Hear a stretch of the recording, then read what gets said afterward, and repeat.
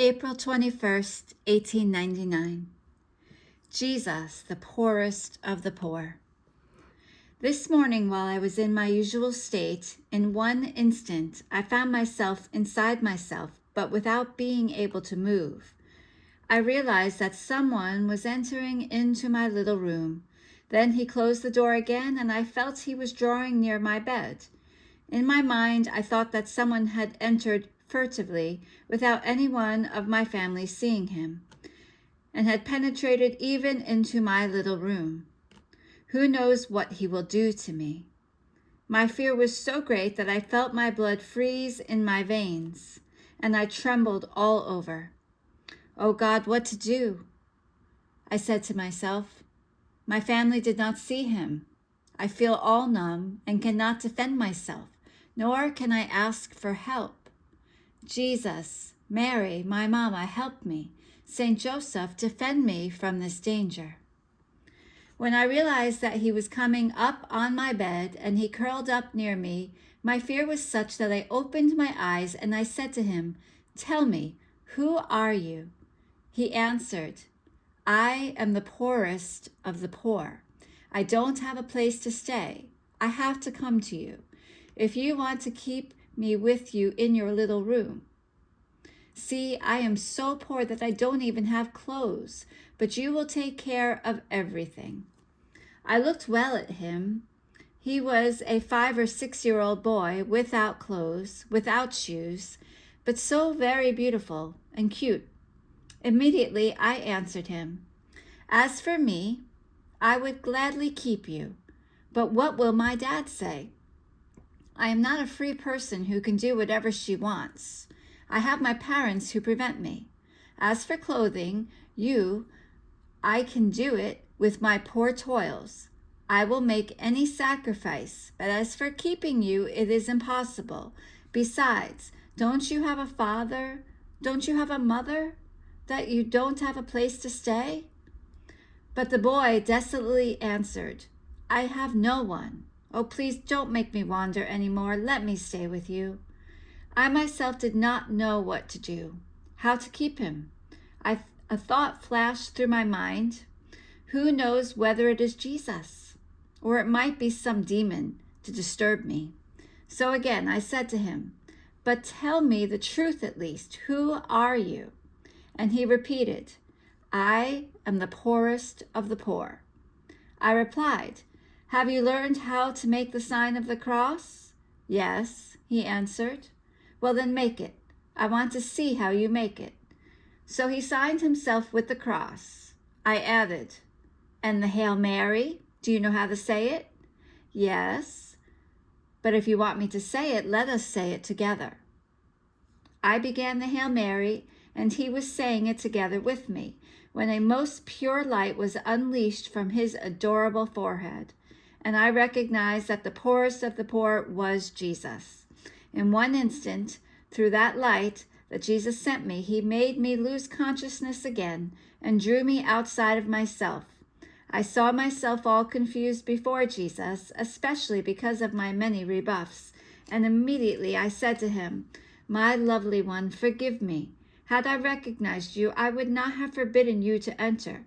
And besides, why did you not tell me that it was really you? I have many things to tell you. I would have told them to you. I would have not wasted time in so many useless things and fears. Then, in order to keep you, I don't need my family. I can keep you freely, because you don't let yourself be seen by anyone." But while I was saying this, Jesus disappeared, and so it ended, leaving me a pain for not having told him anything of what I wanted to tell him. April 23rd, 1899. The praises and scorn of others. Today I did my meditation on the harm that can come to our souls from the praises that creatures give us. While I was doing the application to myself to see whether there was in me complacency for human praises, Jesus came close to me and told me, "When a heart is full of the knowledge of self, the praises of men are like those sea waves that rise and overflow but never go out of their shore. In the same way, the human praises yell and shout, they clamor, They get close even to the heart, but in finding it full and well surrounded by the strong walls of the knowledge of self, unable to find a place for themselves, they draw back, causing no harm to one's soul. So this is what you must pay attention to, and the praises and scorns of creatures, take them into no account. April 26, 1899.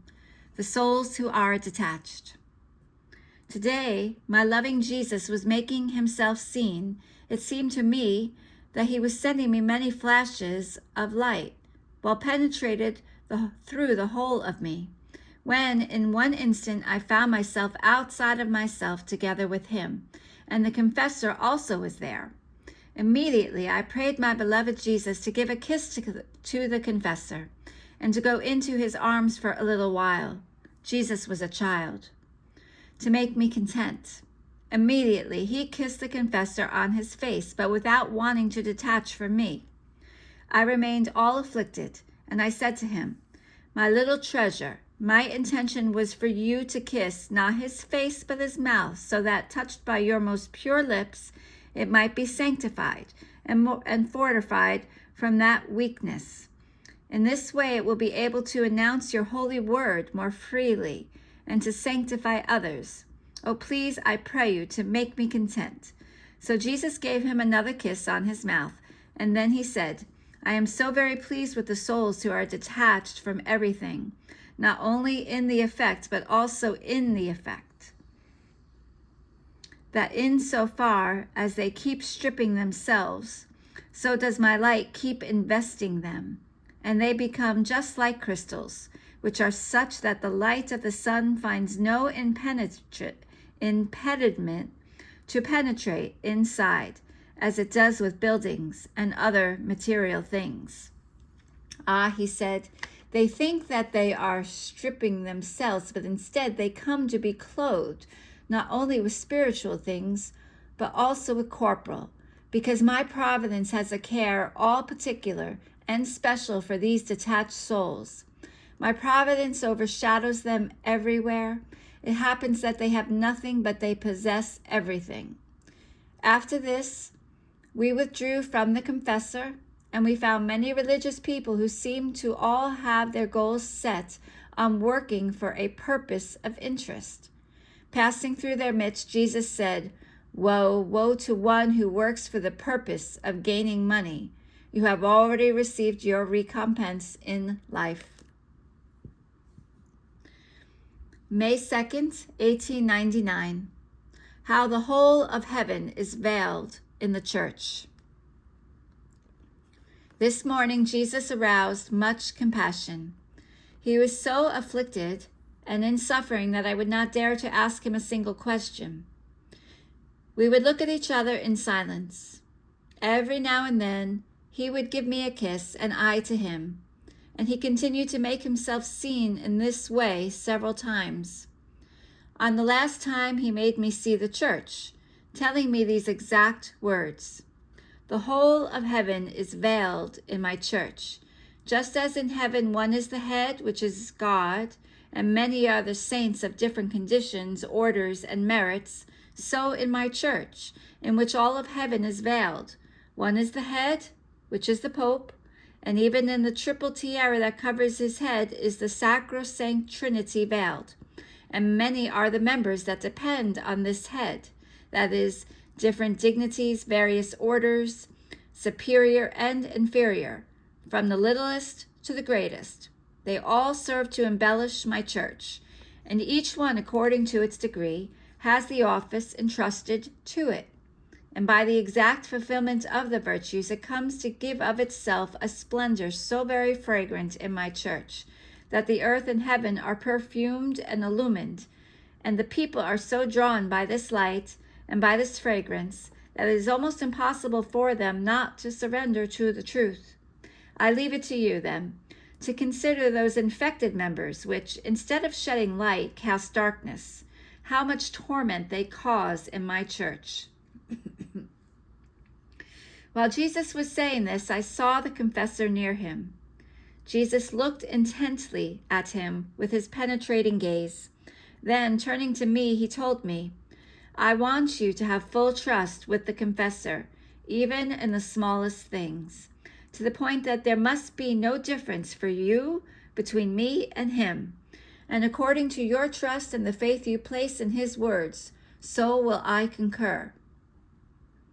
In the act in which Jesus was saying these words, I remembered about certain temptations of the devil, which had produced in me a little bit of distrust. But Jesus, with his vigilant eye, immediately corrected me. And in that very act, I felt that distrust being removed from within my interior. May the Lord be always blessed, who takes so much care of this soul, so miserable and sinful. May 6th, 1899. Luisa looks for Jesus amidst the angels. This morning, Jesus hardly made himself seen.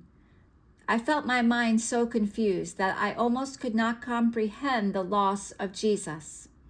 When I felt surrounded by many spirits, maybe they were angels, I cannot tell for sure. While I was in their midst, every now and then I would investigate. Who knows, I might feel at least the breath of my beloved, but as much as I did, I perceived nothing that would reveal the presence of my loving good. Then I felt a sweet breath coming from behind my shoulder, and immediately I cried out, Jesus, my Lord. He answered, Luisa, what do you want? Jesus, my beautiful one, come, do not remain behind my shoulders, for I cannot see you. I have been waiting for you and investigating the whole morning. Who knows, I might see you among these angelic spirits that surrounded my bed, but I could not. Therefore, I feel very tired, because without you I cannot find rest. Come, for we will rest together. So Jesus placed himself near me and sustained my head. Those spirits said, Lord, how quickly she recognized you. Not even at your voice, but at your mere breath, immediately she called you. Jesus answered them, She knows me, and I know her. She is so very dear to me, like the pupil of my eyes. And while he was saying this, I found myself in the eyes of Jesus. Who can say what I experienced, being in those most pure eyes? It is impossible to manifest it with words. The very angels remained stunned.